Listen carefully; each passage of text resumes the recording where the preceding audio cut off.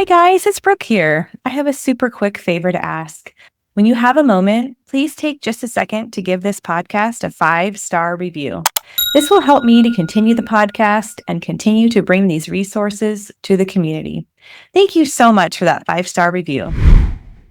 Parenting in general, but especially PDA parenting, is practicing non-reactivity in a world that's going to judge you for that too, and that's really tough. So just the first thing, like knowing you're not alone. And I did put a lot of, I can, connect you with more. There's so many wonderful parents out there that have, totally shifted their careers to become advocates for their kid because they know that this is what their kid needs to survive. Right. And so, there's definitely that connection helps lend to that mindfulness.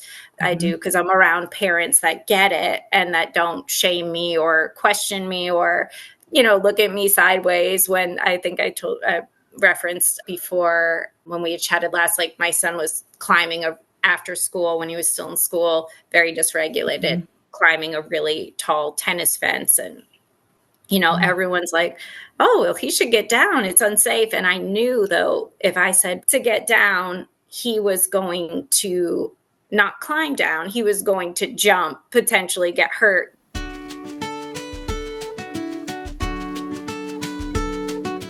Hey there, it's Brooke, and welcome to Finding Hope on the Spectrum, where I have heart-to-heart conversations with parents, professionals, and autistic individuals sharing personal insight and life experiences. Together, we dive deep into supports, programs, and stories that offer inspiration, insight, and most importantly, hope for the neurodiverse community. Before we begin with today's topic, please take a moment to like, share, and subscribe to this podcast. And if you know someone who this would be helpful for, please pass it along. Remember to always stay curious, be kind, and have an open heart. All right, I'm excited to get this topic started. For this week's episode, we are going to be talking about something really important. I think something that is essential in getting out there and discussing further and sharing information about, and that is PDA, also known as Pathological Demand Avoidance.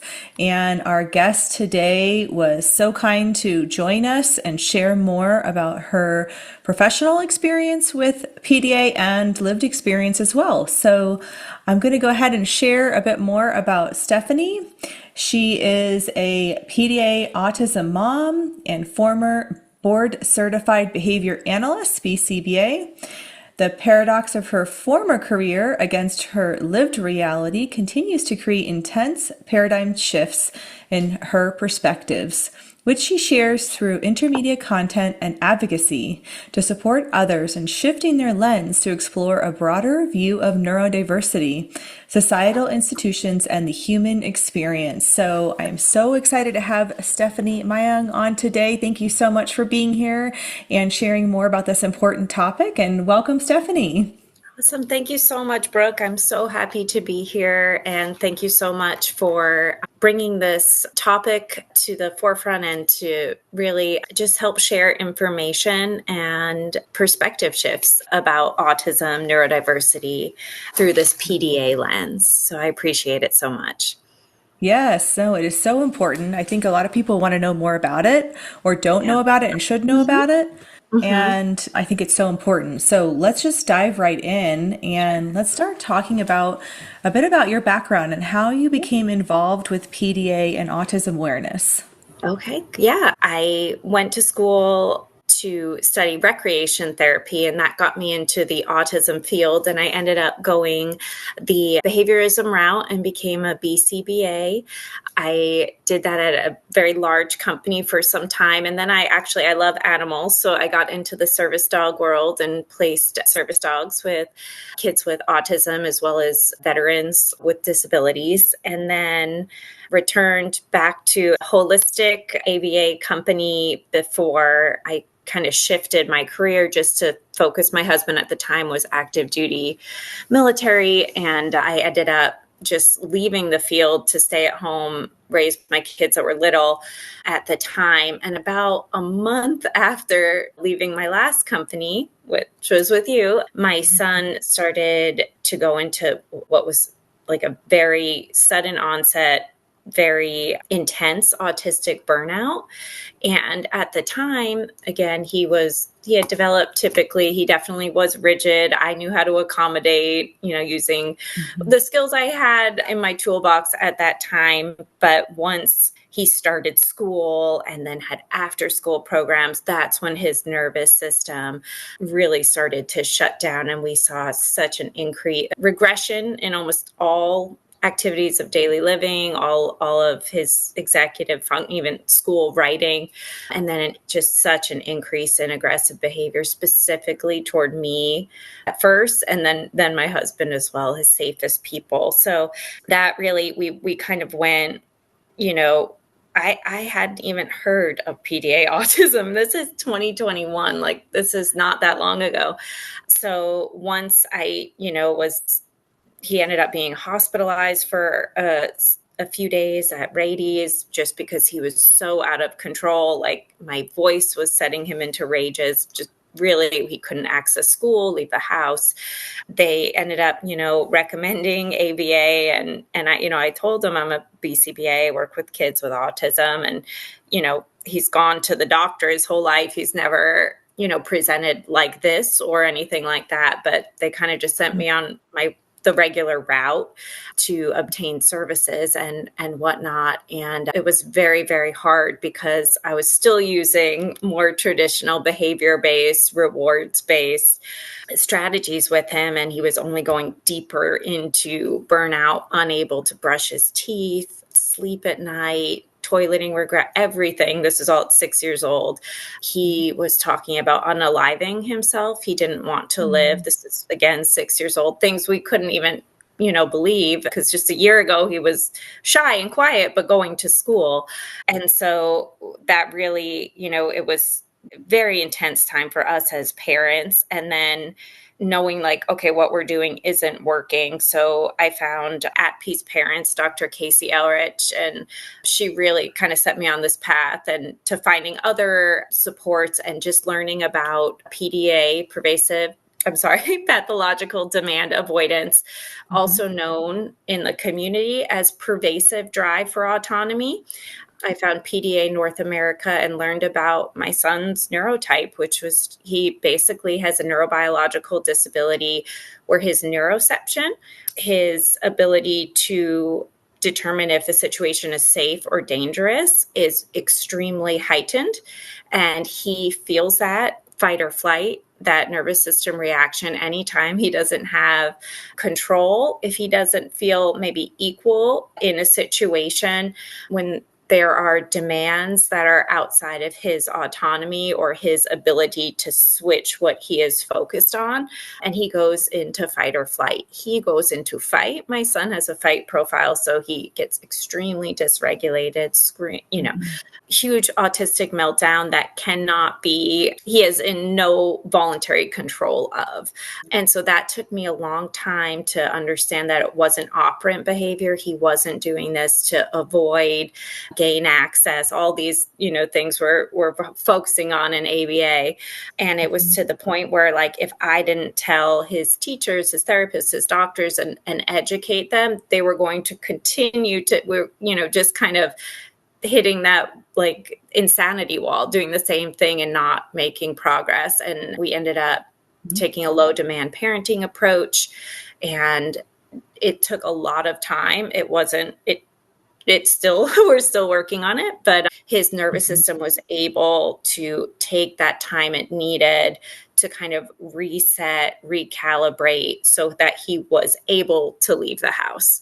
And then we were able to learn, okay, there's some cost benefit decision-making we have. I've had to pull him from school. We homeschool, and there was a lot of big shifts we had to make in the family. And then I just realized, all the kids I have supported, I can think of one specifically with a PDA profile and just how hard it is to be in all these, in schools, in even programming, after school activities. Everything's based on pervasive behaviorism, operant conditioning, and it truly doesn't work. And then we get into systems of carceral systems that, where these kids are ending up suspended. Then there's juvenile detention, then there's prison, because none of these strategies work. And it used to be called oppositional ODD, oppositional defiant disorder. All these other words these kids were labeled as, and we never heard about it because kids didn't really get out of institutions when they had this. It's at least very intensely, if if their parents or society couldn't accommodate, you're very heavily medicated, sedated, or put in a different living situation. So that really spurred my advocacy, just thinking of, even where my son would be 50 years ago, if I didn't have, the pioneers haven't even started talking about this then. And you just think your kid has there's something extremely wrong with them, versus it's a neurobiological disability. It's not a choice. Wow, what a journey that you've been on. And sure. It was I'm still on it and take it day by day. And sometimes it's hard to go back. You're just so conditioned for so many years that this is, the way things work. And honestly, that's the way things worked. I taught my daughter to speak at a very young age using functional communication training, all these things, and it worked. And even for my son, at a young age, he was always, he could do everything, but he was inconsistent. And if we asked him to say something, he wouldn't, because we didn't know it's a demand. He's avoiding it, right? And he'll say something else or do something silly just to kind of help his nervous system not go into fight. And we didn't know that when he was little, until he went into that. He got to the point where his nervous system could no longer accommodate or regulate, and when he went into burnout at 6. So yeah, it's definitely a paradigm shift, and something I have to remind myself of each day. And then I just finding myself surrounding myself with people that understand, and de-affirming care, and friends, and networking in this PDA community has been that's been my rock, is to find those social relationships and know that I'm not alone and I'm not crazy. And, people, there's so many people that understand this, but it's very hard to, just say it quickly to someone. Hey, my kid might be, cursing at me right now, and I know we don't want him to, but he's not in control, and we're going to get him regulated before we work on this behavior. A lot of people were my kid, I would never let my kid talk to me like that, or she should control him, or things like that. So I think that just having someone that gets it and doesn't judge has been really helpful in choosing, this radical acceptance daily, because it does, especially with my past career, conflict. And I really did have to, I ended up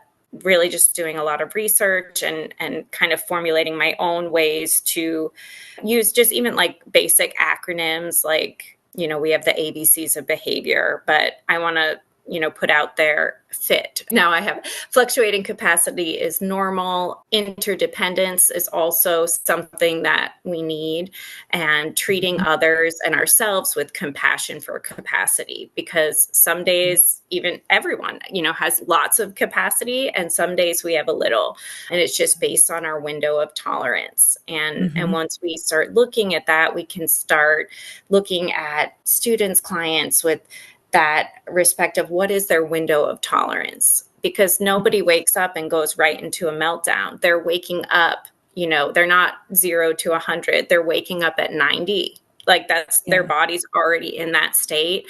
And then that one thing, hey, did you brush your teeth? Or that is what brings that demand, is what their nervous system can't process and puts them into fight or flight.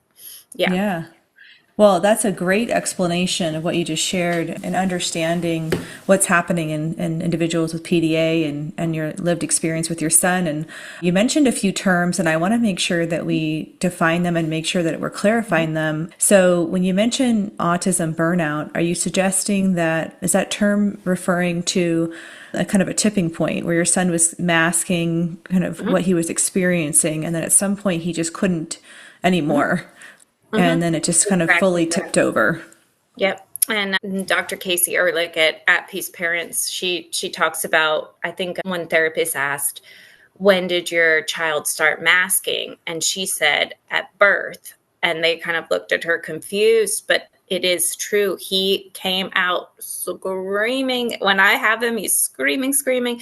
When my in-laws or someone he didn't know would hold him, he would settle. But it was really just a masking until he was with someone where he can, release that. And we saw that time and time again, where he did better in swim lessons when it was just one person than when he was in Mommy and Me with us, with us in the water, because he was masking and holding it in with the instructors. So we saw that a lot. He would be very shy. And then, yes, once the demands were too much, that his nervous system was constantly firing, that's when the aggression came in. And he didn't have words, at that time to tell us that what it felt like in his brain going off when we were telling him to do things or asking him to do things, go places, even have conversations outside of his special interests would, really escalate him. So once he was in that burnout, we just had to ride it out. It's one of the most scary, heartbreaking, emotionally, mentally, physically challenging times for parents. You don't know what's happening. Experts are telling you, he had severe OCD. They were telling us to use exposure response prevention. That just drove his nervous system that much more into burnout, because he needed to not have those things, not have those demands flying at him, so that he could recalibrate. We had to learn to change the way we talked and spoke with him. He reads micro facial expressions. I wouldn't even know I'm making these faces. And he would scream, why are you making that? Or if my voice intonation or the energy behind it, he's so sensitive to all of that. And then honestly, he was in his room for most of the day.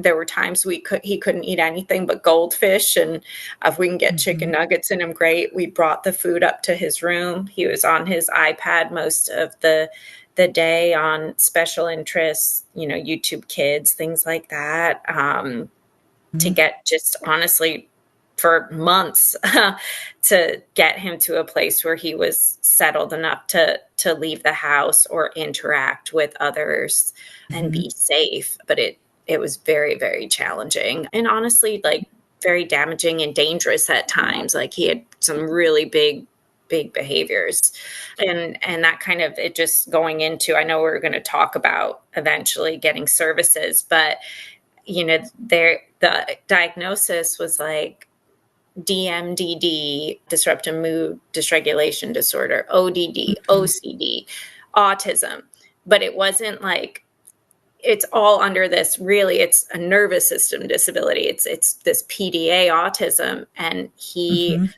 didn't present typically at these assessments, right? Or we got to the assessments and he's so aggressive out of his mind, he can't even talk. So they can't even assess anything going on right then. So it was very hard to get services. And then the services we did get or were approved for were not the right fit.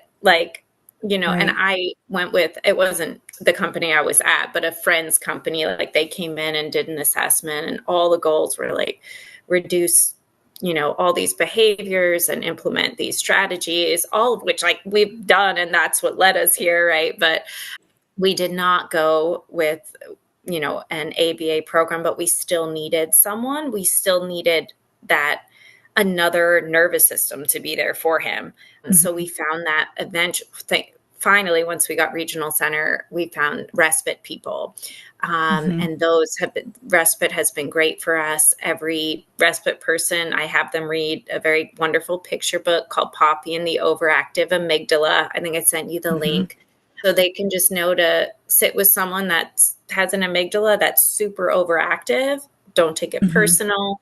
And my kid loves to play and pretend play. And if you're cool with just like him directing you, you're going to have a great time, And then, but then he has to learn that others set boundaries too. So we work on it, but respite's been very good because they're not necessarily conditioned in terms of pervasive behaviorism and ABA strategies. So or if they are, I just say kind of, you don't need to follow any of that. And I kind of guide them just through modeling and helping them understand their own nervous system so that they can understand my kids. Because I think that's another thing that ABA and, coming up in the field when I did, that wasn't discussed. And I hope it is now, but when I was in school, it was not.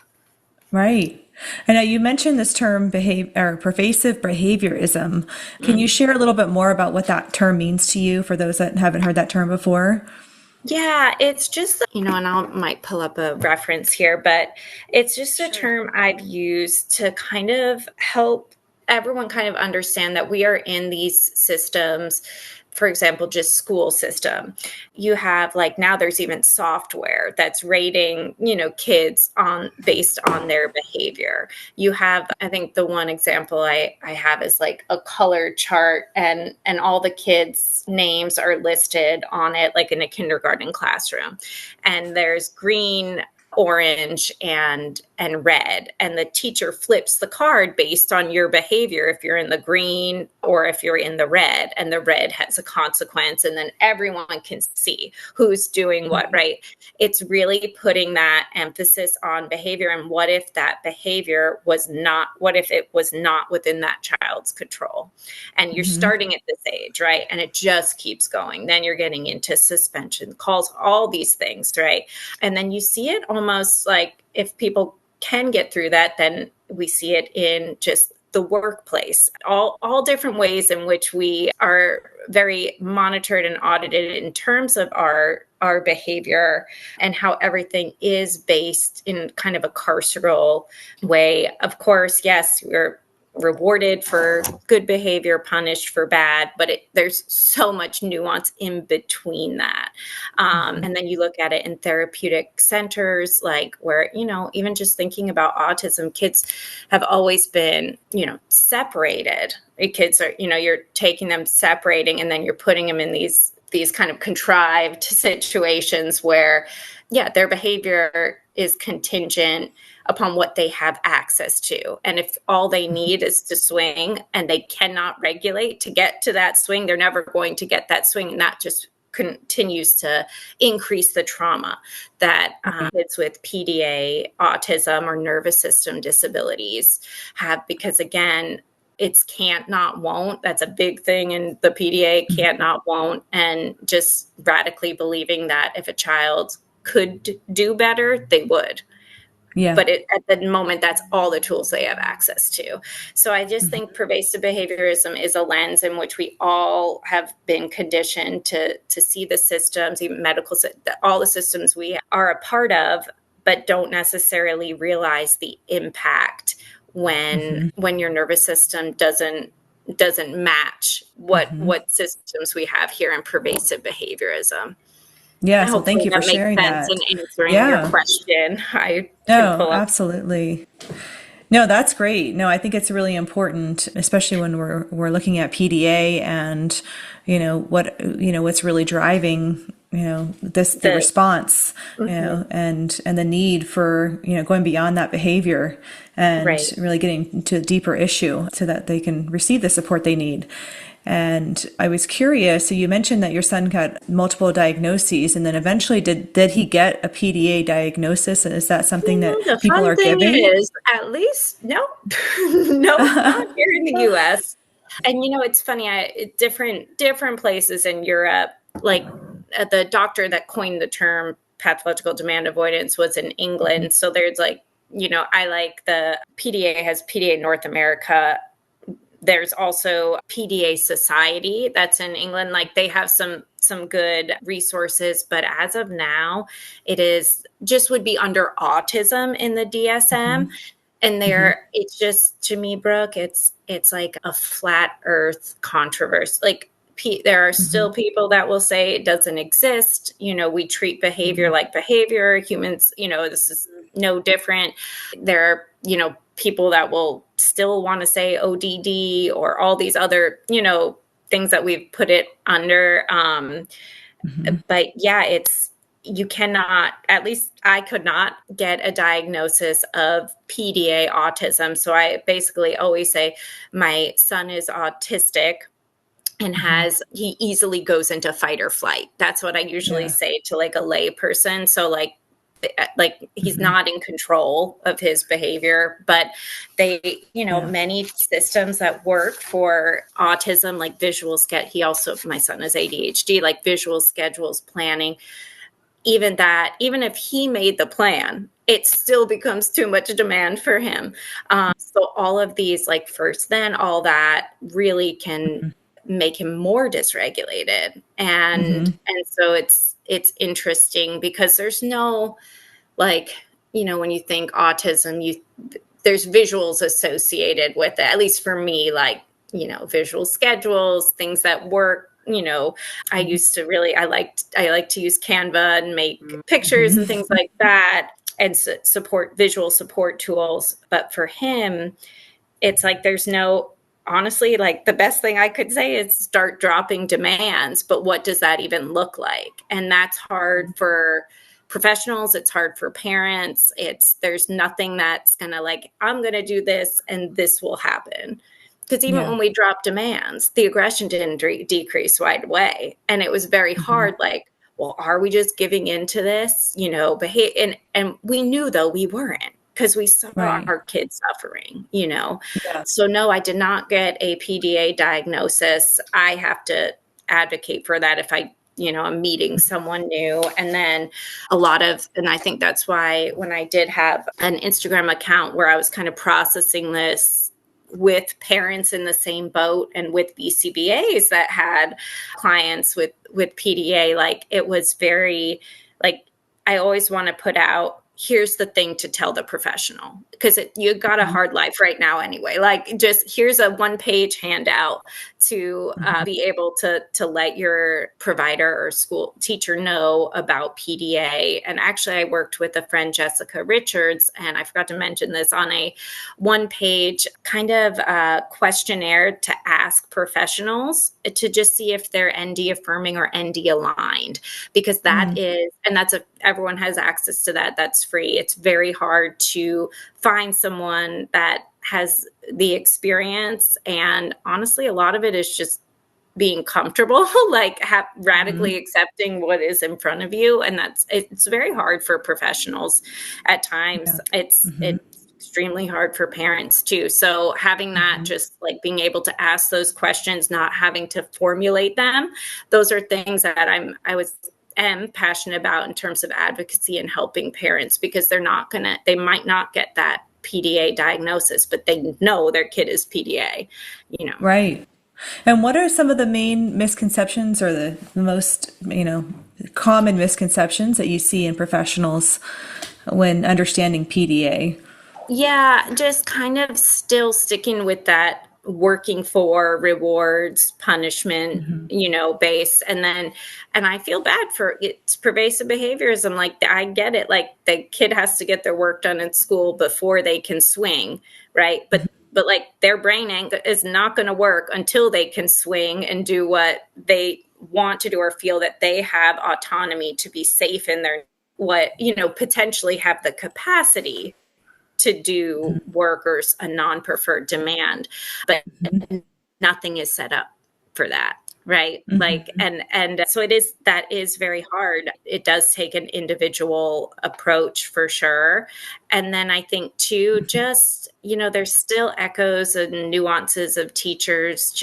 I see in school systems, teachers are burnt out too, but like these are the kids that are labeled the troublemakers, the bad ones, the loud ones, the ones you can't put him with anyone else because he'll get them going and into trouble. Like very, preconceived notions about, like someone's doing these things purposefully. Yeah. And then also just, we go into, these systems that we believe like we're going to increase, decrease, maintain, modify, shape, coerce, like anything you're going to do with behavior and you actually have that intention, PDAers can read that. So it's like very, very, very hard. I do understand it's very hard.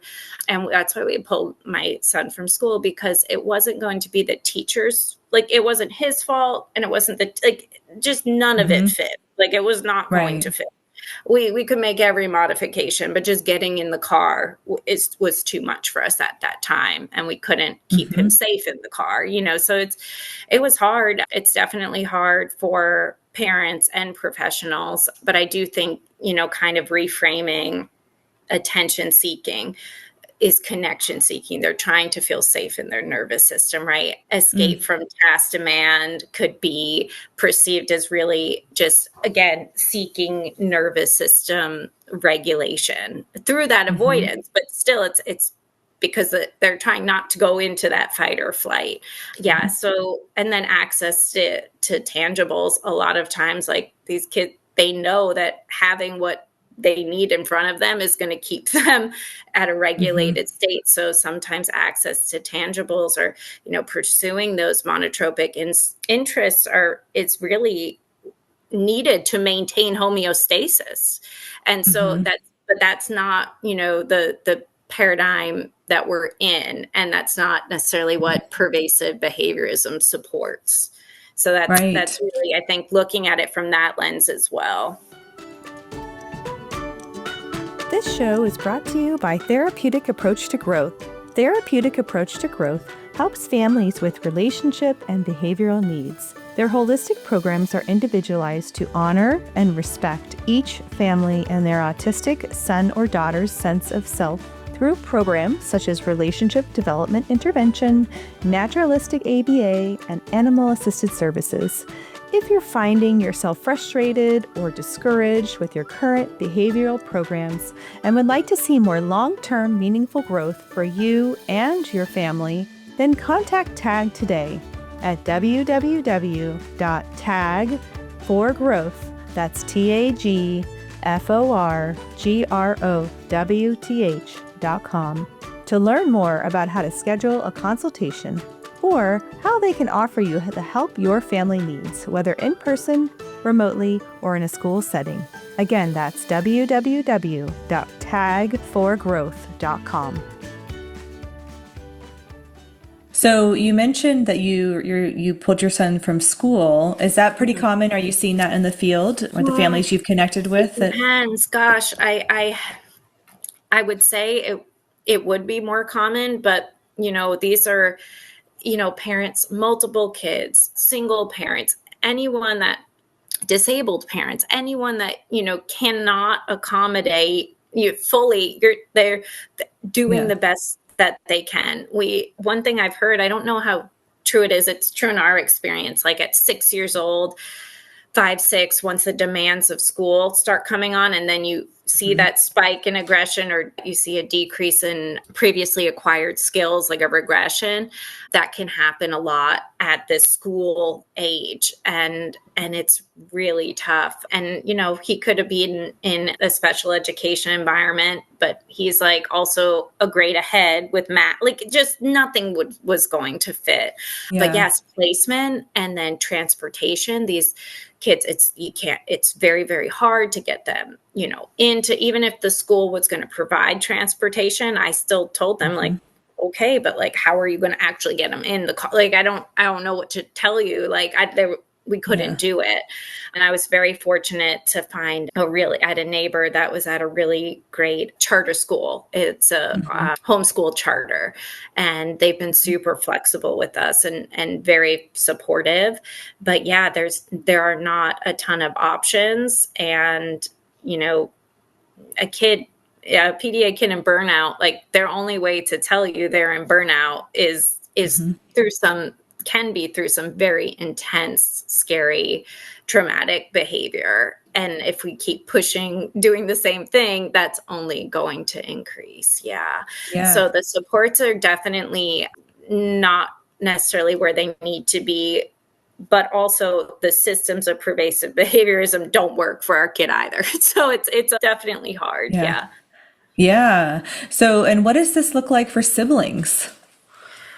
Oh, it's one of the hardest points of my parenting journey. And so what happens with siblings is, because once I have one child with PDA, one without, the PDA child, because it's a neurobiological disability and they're always looking to feel safe and kind of control everything in their environment, they engage in what is termed either like leveling, equalizing, balancing behavior. If we want to, again, take off your ABA hat for this, but so the leveling behavior is like they will do something if they feel, and again, a lot of this, my son will track it, but it's not conscious. If I talk to my daughter, for example, I wrote about this once, like my daughter's bracelet broke and she wrote like mama on it. She gave it to me and it broke. And so like a gift broke and I was so sorry to her and I felt bad and it had already been a rough morning. And then my son comes over, starts screaming, why don't you cry? Or why aren't you sad about me? Like, you should say sorry to me for the bracelet. You should say sorry to me. And just like totally doesn't make any sense to the situation. He didn't get, but I had and I look at my daughter and I look at him and she knows just from my eye contact that I am going to have to accommodate this. Because we were going somewhere too. So that's another thing. Like I have to apologize. I have to give him this calm energy, the same that I gave you, but for no reason, you deserve it too. Like, it's just a very hard dynamic to hold. Yeah. And then he also, especially when he was in burnout, her voice, he has misophonia. So her chewing, talking, singing, all that's been very, very difficult and very painful. And then it's something that I've had to really radically shift my perspective on, because I grew up very close. I had a single mom, very close with my sister, same age difference. And to think of us being separated, like that was the worst thing I could think of, but for us, both kids thrive when they have their individual time. And then usually then after they have that time and come together, there's a little bit of like grace for all of the very expected now leveling behavior. There's a little bit more grace between each other, and that seems to help. But yeah, definitely. And a lot of families do this where they do have to separate the siblings, especially around holidays, things that involve gifts, things that's very, very hard for PDA's nervous system. So it does work out where we can, it's just kind of a divide and conquer with the parents taking the other, doing some, vacationing separately, things like that. But that does create that safe space for my other child as well. But it's been very, very hard. It's very hard on siblings. There are support groups. But, again, people still don't even understand PDA. So it's so hard for the sibling as well. Yeah. Yeah. Absolutely. Absolutely. I think that's why it's so important just to get more information out there. About PDA. To know they're not alone, and, what they feel like they're, being teased and constantly targeted by their PDA sibling is that leveling behavior beyond their control. But how do you process that as a kid yourself? Right. So it's definitely the parent modeling a lot of that's their threat response. Don't take it personal. We're going to separate, really, I think a lot of it is how parents respond, and that narrative that becomes the siblings kind of voice inside. So it's definitely tricky, and parents get burnt out too. So it's very, very hard. Sure.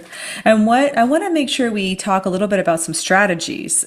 So I think we've kind of really reflected quite a bit on PDA and what that looks like. And I would love to hear, some of the key, strategies that you have found to be helpful or that you've seen in the field that are helpful. And if you have any that would be like the first go-to for families that are new to this, I would like to just have something to take home with them. Right. And it's like I will say the first thing is like, it is such a journey, and I literally ebb and flow from radical acceptance to like, how is this my lived reality? But like to start to really maybe start understanding your child's brain more. Honestly, I started with finding parents, I always call them, these are the mothers before me, like parents that have seen and done and lived this, fairly recently before me. And they have created so many wonderful platforms to connect with other parents, as well as resources and tools. I think, honestly, the work of Dr. Casey Elrich at Peace Parents, she's very good at giving very top 5 tips for talking to a PDA teen, right? Like she gives like those kind of things, really just insights to how a PDA brain works. And she offers a paradigm shift program. But really, for me, the first easiest book, you can read is The Poppy and the Overactive Amygdala. And that really helps us remember that kids are not trying to do these things to intentionally get out, gain, their amygdala is not online anymore. Their amygdala is online so much that it's taken over the prefrontal cortex. They don't have a rational decision making. That is so hard to fathom sometimes, especially when it looks operant. So I think that book, it's a picture book. My son did not align with it for the longest time because any book we read was a demand, right? But it just helped us in those moments. The Declarative Language Handbook is another one. But just finding a community where you're like, I am not crazy. Like the outside world, I'm not crazy. This is my lived reality. I could do every strategy that any professional says, and it's only going to increase dysregulation. The strategy itself is letting go. The strategy itself is not putting your energy and intentions and shoulds anywhere, especially if a child's in burnout, anywhere near that. But that's so hard. That's a lot of inner work that you're doing, and letting go of that. But I think one of the first things one strategy I learned is to stop talking. When my son was in burnout, you couldn't say good morning, like anything, any demand, because really when we talk about, just saying hello or morning pleasantries, those are bids for communication. Those are demands. So the first thing is to stop talking and then start noticing, if your child's talking to you, how you're going to respond. Does it put him into that fight or flight response? Maybe sometimes we just try, he can only tolerate, I do, hand signals, I'll do a sign language, I'll do humming, like those kind of things, because again, his brain is processing language as a threat at that moment. So really kind of slowing down and not talking, especially for like someone that, just like you're a regular parent talking, like, or you were a professional like I was, it's very challenging, but it was kind of one of the first steps. And it also creates that space too. Like his nervous system is fried and I'm not getting right in there. And that is helpful as well. And then honestly, I think a lot of parents getting mental health support from mental health providers that understand PDA is also very, very helpful, because it can feel like, and your child's not abusing you. It's not intentional, but your body still physiologically reacts that way. And so I think getting support that way would be helpful. So yeah, I think number one, just talking less, and then really looking at what professionals are now starting to get into is where I would put all my effort and research that I wasted. Like I would put that all into the nervous system, understanding the nervous system, understanding neuroception, and how some people's brains, your child's brain perceives so much as threat you would never even have thought about. Right. But their brain perceives it as that. So hopefully those strategies help. The more you do, the more you want to fix, change. A lot of times the more kids perceive that and actually escalate, or they just unable to. So my kid, I had to decouple. He can learn, but he can't learn in a brick and mortar, but like school is not a place he can learn, because he's constantly scanning for threats, as in fight or flight becomes like manic, or shuts down until he becomes aggressive after school. So I had to really decouple school from education and learning, so it definitely is a process. And when your kid is, throwing stuff all over the house, attacking siblings, and here I am saying do less, like it's like unimaginable, but it is, at least honestly, the way that most people it's not a choice, like we want to, but like it's how we have to accommodate a nervous system that has some really unique needs and challenges. Yeah, no, thank you so much for sharing that. I think it's so important. I love that you were describing that mindful parenting. Really, you have to be really in the moment and reflective, which is hard. It's impossible. Yeah, I mean, we slip a lot, and we have the visual reminders up of, like, part of parenting in general, but especially PDA parenting, is practicing non-reactivity in a world that's going to judge you for that too, and that's really tough. So just the first thing, like knowing you're not alone. And I did put a lot of, I can, connect you with more. There's so many wonderful parents out there that have, totally shifted their careers to become advocates for their kid, because they know that this is what their kid needs to survive. Right. And so, yeah, there's definitely that connection helps lend to that mindfulness. I do, because I'm around parents that get it and that don't shame me or question me or, look at me sideways. When I think I referenced before when we had chatted last, like my son was climbing after school, when he was still in school, very dysregulated, climbing a really tall tennis fence. And everyone's like, oh, well, he should get down. It's unsafe. And I knew, though, if I said to get down, he was going to not climb down. He was going to jump, potentially get hurt, because I knew what I said. So it's like, parents find themselves in these crazy situations and that have no control. And the safest thing to do is do nothing. But that also seems bad. It's just very hard dynamics. I remember at that moment feeling so alone, like parents, kids hugging their parents after school. Mine's climbing a fence. If I say anything, he's going to jump down and attack me. Even once he did get down, if I said anything, or just my facial expression, I had to try to keep it so mute, because he would react to that as a threat. And so every day when we would pick him up, he would throw his backpack at us, attack us, because he'd been masking all day at school, couldn't do it anymore. And so, I think just feeling not so alone helps us to remain mindful, like there are other people.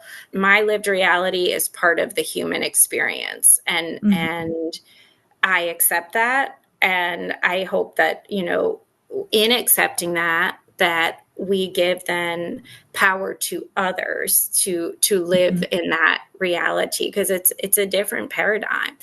And, you really do have to accommodate in ways and see the world in ways that you didn't before, but it's also a really beautiful thing. And I think a lot of times PDA parents, after they get through burnout, they also become liberated as well, because like well, honestly, my kid doesn't do that and they're still okay and alive and, doing, surviving, thriving sometimes. Like, we end up having to shift and let go of a lot ourselves too, which Right. can be empowering. But for someone I write about, like, I was actually like part of the PTA mom group. I wasn't going in there, but it makes you kind of shift that role really fast because you have to say what your kid needs, like, and it doesn't sound right, but it is right. They need autonomy. They need freedom. Some kids are born just needing that. Yeah. And what do you do to take care of yourself? And what do you suggest for families, or moms, I parents? think I think it can be very tough. I think that, just having a good basis of a support system and therapy, if it's something that aligns, or any sort of someone to talk to that, is objective and not giving your opinion, giving their, because that's the whole world will get, when you pull your kid from school, no one's happy about it. Like, these are things like no one's happy. My kid has all these cavities because I can't get him to like, I'm trying, like, believe me, but like, it's all these things that you're ashamed for. So finding someone for self-care, just to believe you and not to feel gaslit. I think that was the number one thing for me. And then realizing that this was another thing that's really helped, is realizing that you are a parent, but you are also a caregiver. And that I still like navigating that, but basically what you are doing, because my child PDA often needs like intense one-on-one interaction and co-regulation with the safe nervous system, as just to not escalate in any environment. So that's, you're doing more than like an average parent would. And we don't live in these communities, so we don't have, someone that they can easily go to. So then you start thinking, okay, this is caregiving. Well, caregivers also, they get breaks. So it's like my husband and I, we shift. Okay, are you on caregiving? Like, I'm out going to a store, whatever it might be, really that lens of a caregiver, and that you need the same breaks as a caregiver would get. And so finding that, I was able to find respite. That's been really helpful. And also finding, I have close friends that have kids with PDA, and that just making time for that and having social interactions with just other parents is just like the most, and they understand. So I could just go and sit and be quiet, and I'm just so happy to be with them, and they get that, there's no demand of that social interaction. So finding more of those, but also grieving, like it's an okay thing to grieve. Like, it's just a lived reality that doesn't necessarily align with what you had envisioned. And there is suffering and loss in that, and finding, there's support groups for that as well. Again, these are more, it's still all about kind of PDA, but it does help with the self-care, because I think the worst thing is to feel isolated as a parent and that no one understands. And that's a very lonely, scary place to be.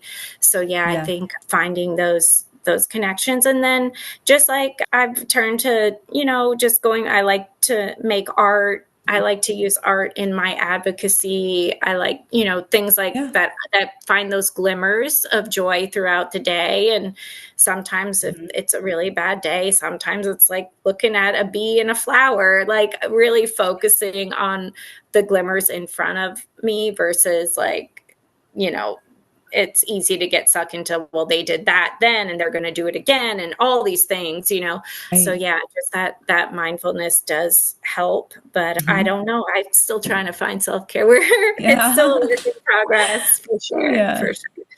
Yeah. No, those are really important things that you shared. And I know we're going to make sure to include some of the books that you recommend as well and some of the resources. And I know you've mentioned finding resources online as well, some of those connections with parents. And so anything that like that would be helpful, I'll make sure to include in our show notes so our listeners have that available. Yeah. There's some really great resources. And like, I didn't even touch,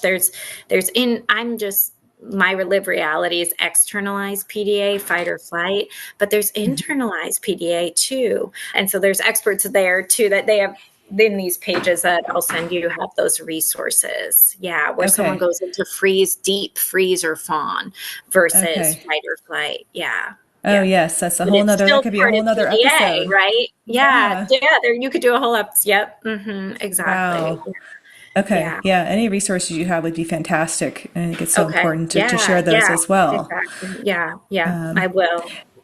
And now, would you say that your son is no longer in autistic burnout?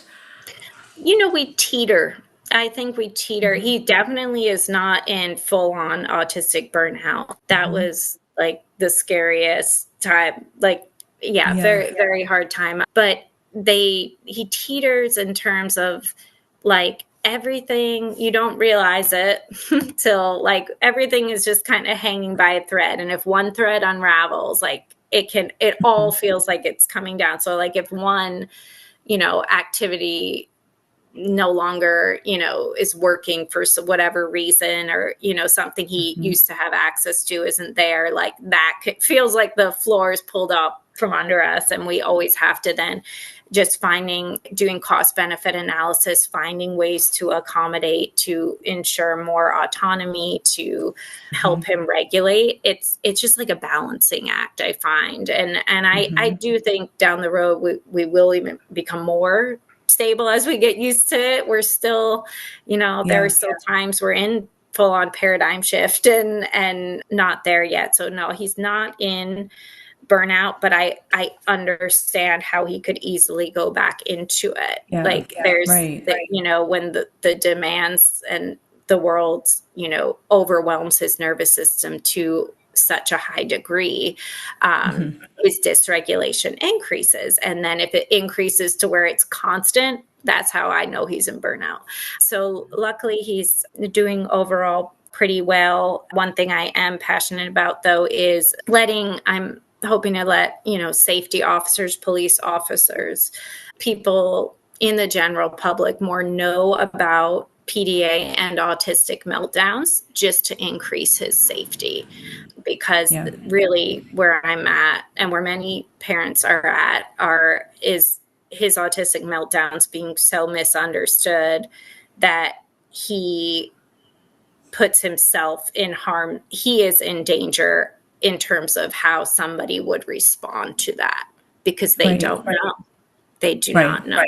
Yeah, exactly. And then I don't know if this is something that you're interested in, but just in terms of advocacy, I wanted to mention this is a young man with autism that was killed by police in Apple Valley last year. And I was able to meet his family and talk with them and connect with them. And so similar, just the most just he and my son would have been best of friends. And just the amount of, obviously there was so much that went wrong in this situation and so many social injustices, but what happened to cause this, like my son will do that. Like I can't live without like giving Ryan's voice and his family. I really want, to be a part of helping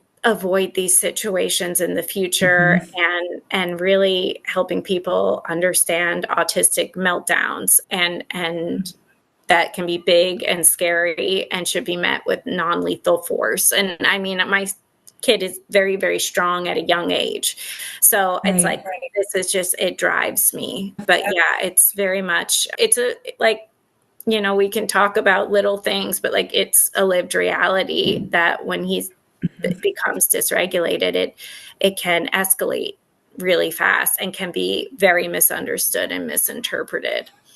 Yeah, no, I'm so glad you shared that. And I think it's so important. And as a society, we really do need to understand better and educate, our police officers and first responders to understand. And I Yeah. know I had shared with you that I met with one of my clients, the mayor of Temecula, in hopes that they would bring this education to the Temecula first responders. And we're hoping that that's the case and hoping to continue. And I know that Yeah. something that you're going to be doing as well. And I Yeah, I appreciate hope so much. to do that. Yeah, and thank you for letting me mention that, because a lot of it is, we can get into the weeds of everything, the strategies, but when it comes down to it, it's like, if we don't understand that people's behavior is not operant or intentional, then my kid's life is at such risk. And of course, every family does everything in their power to not have their kid escalate to that point. But Right. it happens even with medication management. One thing, I'm not able to accommodate the way I was due to an illness or disability. Like, all those things play into just the day-to-day safety of our kids. Yeah, absolutely. I know. And that is a big weight to carry as a parent, that concern, and the Yeah. Oh, unknown. yeah. It's definitely something we think about and try to put our energy toward educating and advocacy. And I don't want to be fear-based and all, but like we just, it's our lived reality where, like, Right. public meltdowns get attention, and we're doing our best to, get them out and get them into, a calm state. But it doesn't happen automatically when the brain is offline. Right. Right. Yeah. Absolutely. Yeah. Well, I'm so glad that you shared that and Oh, thank Ryan as well, and honoring you. him and, Yeah. that Yeah, hopefully his his, family. his experience and his family's experience will help others. Yeah. Yeah. So, Yeah. well, thank you so much. I really appreciate all this amazing information that you shared today. It was so helpful. I definitely learned more hearing you talk about it and hearing your story. And I'm so grateful that you were able to share and willing to share, and, think that it's so important to get this information out there for people to understand better. Wonderful. And yeah, just because a lot of times you won't see, or, it might not be as obvious to providers Right. at a young age, but yeah, definitely knowing when a child is in burnout and great distress, and not putting more strategies on them is, I think, or even letting the parent know, if somebody had let me know this is PDA. I've seen this before. Oh, I know. You're at a hard part. You're in the really hard part. No, but I didn't have that. And I think that if there are providers out there that can really just recognize that, or, just be open to things being a little bit different for every person, and not being, rigid in these systems of pervasive behaviorism. Yeah. Yeah, absolutely. It's going to have slowly but surely a Yes, shift will yes, happen. there. And sometimes I think we're so far, and then I'm like, oh my gosh, we're Yeah. not. But yes, it's Yeah. like PDA, it's real. The earth is not flat. Like, don't, like, Yeah. it's, we're beyond that. Yes. Yes. But some people aren't quite there. So yeah, yeah. One Well, thank person you at a so much. time. We're going to get there. Exactly. Yeah, yeah. Yeah. Thank you so much, Stephanie. I really appreciate it. This was wonderful. And Thank you, I can't Brooke. wait to hear about your journey and follow you, and, just hear about all the success that you're going to have, because you're going to figure it Thank you out. so much. Yeah, one day at a time. Yeah, Yes. we're getting there. We're getting there. Yes. And also, Wonderful. just to put out there, my child who's PDA is an athlete, so it's a wild ride. Like, a lot of kids have such intense skill discrepancies, and navigating that is definitely a journey. Yes. Yeah, And he's a yeah. very talented athlete. I've Very, seen very, his very talented videos, and athlete. Yes, very yeah, talented. and athletic and sport. His specific sport is what it can be very dysregulating, but it's the happiest place. Like, everything is about that sport, and yeah, it's definitely interesting. But just keeping him safe is the number one, and hopefully him growing up in a world where he is accepted and not labeled as with Yeah. so many negative connotation labels, Yeah. That's why that advocacy is so important. Yeah. Yes. All right. Well, thank you. Beautiful story. Thank you so much for sharing. Have a good All one. Right. You All too. right. Bye-bye. I'm dancing on the edge again. The wind is calling my name. I'm dancing on the edge again. This time I'm not looking back, babe. You can change me, you can tell me down. I'll be echoes in every place I find. I break the molds with rebels mind. I'm a hurricane of free, morning mind. The information provided on this podcast is for general informational purposes only. The content shared is based on the experiences, opinions, and perspectives of the hosts and their guests and should not be construed as medical advice, diagnosis, or treatment recommendations. The discussions and topics covered are intended to foster understanding and awareness of autism therapies, but are not a substitute for professional medical guidance. Before making any decisions regarding therapies or treatments, we strongly encourage you to consult with a qualified healthcare provider who can provide personalized recommendations based on your unique circumstances. By listening to this podcast, you acknowledge and agree that the hosts, guests, and producers are not responsible for any consequences, damages, or outcomes arising from the use or application of any information during the show.